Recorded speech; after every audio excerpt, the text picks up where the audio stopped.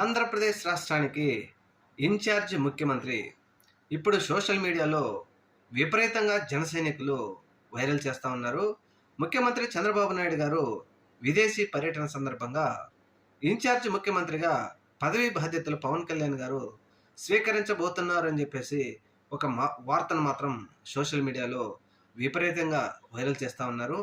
అయితే ఇక్కడ గమనించవలసింది ఒకటే, అత్యంత అనుభవం కలిగిన చంద్రబాబు నాయుడు గారు వేరే పార్టీని తన దగ్గరికి తీసుకోవడంలో సక్సెస్ అయినటువంటి చంద్రబాబు నాయుడు గారు, నాదెండ్ల భాస్కర్ రావు ఉదంతం తెలిసినటువంటి చంద్రబాబు నాయుడు గారు, మరి ఇవన్నీ అనుభవం కలిగినటువంటి తెలుగుదేశం పార్టీ ఇన్ఛార్జ్ ముఖ్యమంత్రిగా 4 రోజుల పాటు పవన్ కళ్యాణ్ చేతిలో మరి ముఖ్యమంత్రి పదవి పెట్టి విదేశాలకు వెళితే ఏం జరుగుతుందో అంచనా వేయలేని చంద్రబాబు నాయుడు గారు అంచనా వేయకుండా ఉంటారా?